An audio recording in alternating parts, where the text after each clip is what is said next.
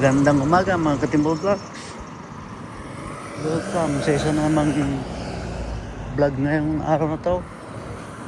Ginawa natin ay nag-walking lang para mapagpag yung ating mga gout. Ito nga pala ay sa Unepo Road here in Kilbirnie, New Zealand.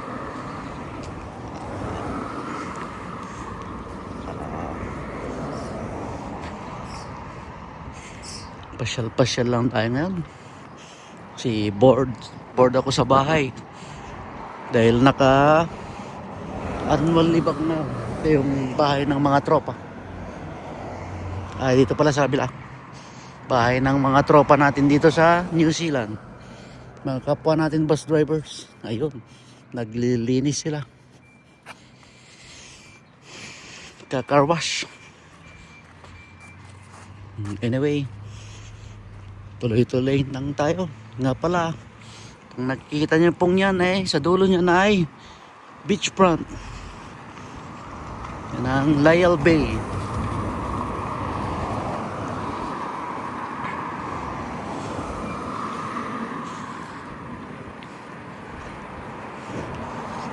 Yan ay medyo wala sigurong masyadong nagsiswimming ngayon dahil medyo malamig ang panahon.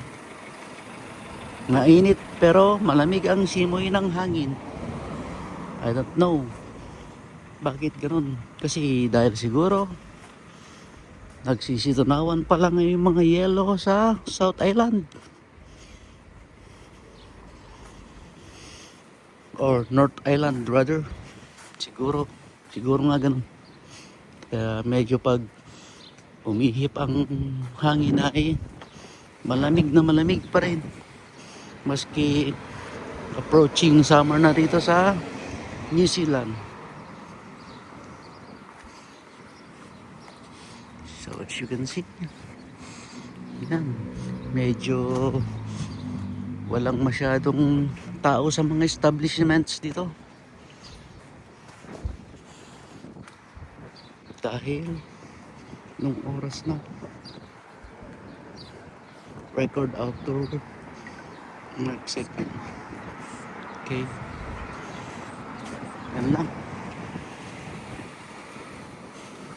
Wala pang masyadong or mamaya-maya pag medyo siguro humapon ng konti or minute ng konti, marami ang magsisilabasan para mag swimming dito. But anyway, yan lang. Walking lang tayo.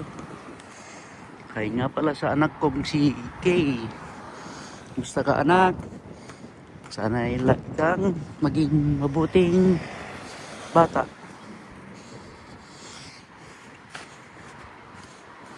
Medyo may edad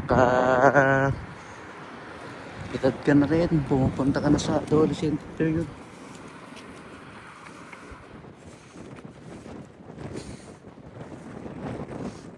Medyo tumitong ka na para hindi nagagalit sina mami mo at saka sina ateng. Kasi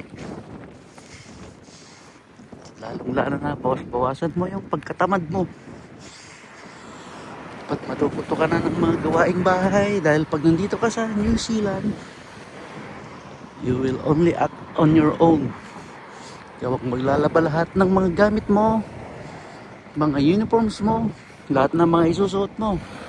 Kasi hindi mo kami pwedeng aasahan ni kuya mo dito pagdating mo rito dahil busy rin kami sa trabaho by the time na darating ka dito.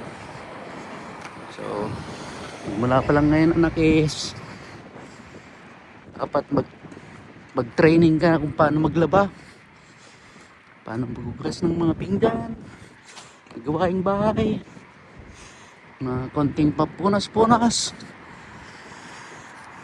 Kasi para din sa yan.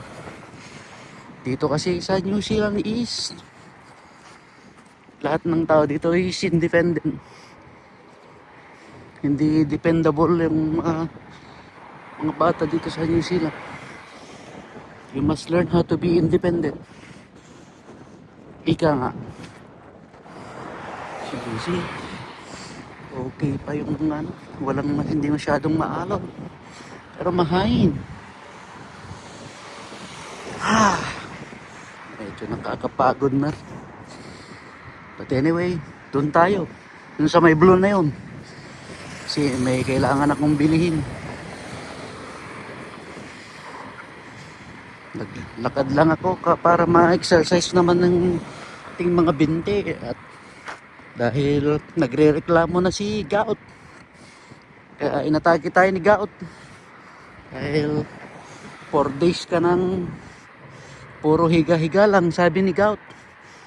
So, ayun. Lakad-lakad tayo nga. Anyway, mga Katibol Vlogs, I have to end this video now kasi any moment from now is malolobat na rin tong ating cellphone. Anyway, I'll see you soon again. See you on my next vlog. Paalam!